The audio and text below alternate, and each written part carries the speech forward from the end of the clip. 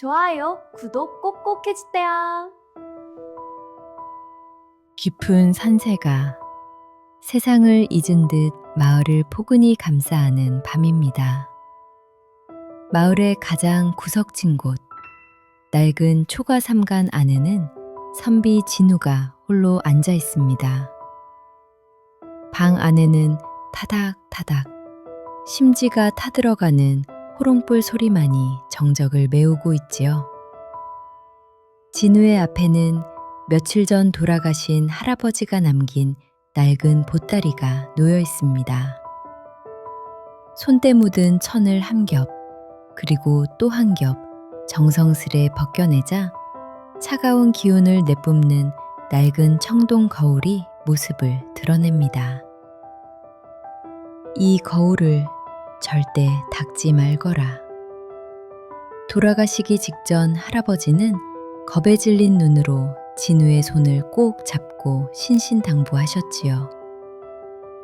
하지만 진우는 거울 표면에 낀 누런 먼지가 마치 할아버지의 한처럼 느껴졌습니다. 진우는 마른 헝겊을 들어 거울의 가장자리를 살며시 닦아봅니다. 닦아낼수록 거울은 기이할 정도로 맑은 빛을 뿜어내고 진우의 눈 밑 작은 푸른 점이 마치 심장처럼 고동치기 시작합니다. 그때였습니다. 거울 속 안개가 소용돌이 치더니 진우의 얼굴 위로 전혀 다른 누군가의 모습이 겹쳐지기 시작합니다. 비단 관복을 입고 손가락마다 옷반지를 낀 탐욕스러운 사내의 모습이었죠. 드디어 나를 깨웠구나, 이 미련한 놈아. 평생 그 좁은 방에서 가난에 찌들어 살 작정이냐? 진우는 소스라치게 놀라 거울을 떨어뜨릴 뻔 했습니다. 거울 속 사내는 진우와 똑같은 얼굴을 하고서도 입가는 비열하게 일그러져 있었지요. 너는 누구냐? 대체 내 거울 속에서 무슨 짓을 하는 것이냐? 나는 너다. 네가 애써 외면했던 네 마음속의 가장 화려한 욕망이지. 나를 받아들여라. 그러면 이 산골을 벗어나 천하를 호령할 부귀영화를 주마. 진우의 눈동자가 호롱불처럼 흔들립니다. 배고픔과 고독에 지친 그의 마음 한구석이 거울 속 사내의 목소리에 아주 조금씩 반응하고 있었기 때문입니다. 다음 날 아침, 진우가 눈을 떴을 때 세상은 완전히 변해 있었습니다. 썩어가던 초가집 기둥은 붉은 오칠을 한 단단한 대들보로 변해 있었고, 찢어진 차무지 문틈으로는 눈부신 금빛 햇살이 쏟아져 들어오고 있었지요. 진우는 떨리는 손으로 이불을 만져보았습니다. 거칠었던 무명천 대신 구름처럼 부드러운 최상급 비단이 그의 살결을 감싸고 있었죠. 손가락마다 끼워진 옷반지가 부딪힐 때마다 맑고 영롱한 소리를 냅니다. 당문을 열자 상다리가 휘어질 듯 차려진 사내 진미가 진우를 기다리고 있었습니다. 고소한 기름 냄새, 달콤한 과일 향기, 평생 맡아보지 못한 풍요로움이 방 안을 가득 채웁니다. 마을 사람들은 진우가 지나갈 때마다 머리를 조아렸습니다. 이전에는 그를 본체만 채하던 이들이 이제는 그의 눈빛 한 번이라도 받으려 애를 씁니다. 거울 속 사내의 말대로 세상이 그의 발 아래 엎드린 것입니다. 하지만 해가 지고 밤이 찾아오면 설명할 수 없는 한기가 넓은 기와집을 감돕니다. 진우는 비단 이불 속에 파묻혀 있어도 뼛속까지 시려오는 외로움을 느꼈습니다. 무언가 아주 중요한 것을 잃어버린 듯한 기분이었죠. 진우는 홀린 듯 다시 청동 거울을 꺼내듭니다. 거울 속의 사내는 이제 진우보다 더 진우 같은 얼굴로 소름 끼치게 웃고 있었습니다. 마치 주인이 바뀔 시간이 다가왔다는 듯이 말이죠. 진우에게 밤은 더 이상 안식의 시간이 아니었습니다. 눈을 감으면 어둠 속에서 검은 손들이 뻗어나와 그의 목을 천천히 조여옵니다. 화려한 비단 이불이 마치 무거운 쇠사슬처럼 그의 온몸을 짓누르고 있었지요. 헉하고 숨을 몰아쉬며 잠에서 깬 새벽, 진우는 무심코 거울을 보았습니다. 그런데 거울 속의 사내는 진우가 공포에 질려 있는데도 여전히 여유롭게 차를 마시고 있는 게 아니겠습니까? 거울은 이제 진우의 행동을 비추지 않습니다. 진우는 귀를 막았습니다. 하지만 목소리는 귀가 아니라 머릿속에서 울려 퍼집니다. 너는 껍데기일 뿐이야. 진짜 주인은 나야. 낄낄거리는 웃음소리가 뼈와 살을 파고들며 멈추지 않습니다.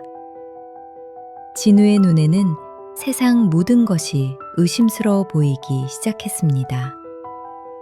밥을 가져오는 하인의 눈빛이 자신을 해치려는 자객처럼 보이고 마당을 쓰는 빗자루 소리가 칼을 가는 소리처럼 들립니다. 대낮의 햇살 아래서도 그는 도망칠 수 없었습니다. 땅바닥에 들이운 자신의 그림자가 진우의 움직임과는 다르게 제멋대로 춤을 추고 있었으니까요. 그림자가 주인을 삼키려 하고 있습니다. 더 이상 견딜 수 없었던 진우는 마당에 있는 돌덩이를 집어들었습니다. 이 저주받은 거울을 깨트려야만 이 악몽이 끝날 것 같았죠. 내 몸에서 나가 제발 사라지란 말이다. 진우는 울부짖으며 거울을 향해 돌을 내리찍으려 합니다. 쾅 하는 굉우가 함께 진우의 손에 들린 돌이 거울을 강타했습니다. 하지만 이상하게도 세상은 숨을 죽인 듯 고요합니다. 흩날리는 먼지 하나까지도 공중에 그대로 멈춰버린 것만 같았지요. 진우는 떨리는 손을 내려다보았습니다. 돌은 산산조각이 났건만 청동 거울에는 실금 하나 가지 않았습니다. 오히려 그 매끄러운 표면은 진우의 허망한 표정을 비웃듯 더욱 차갑게 빛나고 있었죠. 어리석은 놈, 이 거울은 쇠붙이가 아니다. 목소리가 귓가에 끈적하게 달라붙습니다. 이것은 네 욕망의 덩어리야. 네가 부귀영화를 탐할수록 나는 강철보다 단단해지지. 나를 깨려면 너 자신을 부숴야 할걸? 진우는 그 자리에 주저앉고 말았습니다. 화려한 기와집도 비단옷도 모두 모래성처럼 느껴졌습니다. 욕심을 채우려다 자기 자신을 잃어버린 초라한 선비만이 덩그러니 남았습니다. 진우의 입에서 깊은 탄식이 흘러나옵니다. 할아버지, 제가 틀렸습니다. 진우의 눈에서 뜨거운 눈물 한 방울이 툭 하고 떨어집니다. 그 눈물이 거울 위로 떨어지자 요동치지 않던 거울의 표면에 맑은 파문이 일기 시작합니다. 놀라운 일이었습니다. 돌로 쳐도 끄떡없던 그 단단한 악의 형상이 진심 어린 눈물 한 방울에 연기처럼 흩어지기 시작한 것입니다. 비열하게 웃던 입꼬리도 탐욕스러운 눈빛도 물결 속으로 아주 천천히 녹아내립니다. 눈물을 닦고 고개를 들자 거짓말처럼 주위의 풍경이 변하기 시작합니다. 화려했던 기와집도 코를 찌르던 산해진미의 향기도 아침 안개처럼 스르르 허공으로 흩어집니다. 모든 것이 한바탕 꿈이었던 것처럼 말이죠.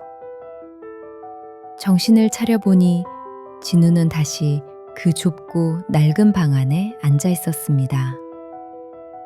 차가운 비단옷 대신 낡은 무명 옷이 몸을 감싸고 있었지만 이상하게도 그 거친 감촉이 어머니의 품처럼 따뜻하게 느껴집니다.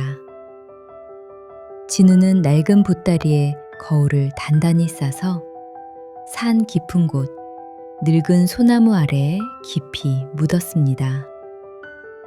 다시는 그 누구의 욕심도 비추지 않도록 흙과 낙엽으로 덮어주었지요.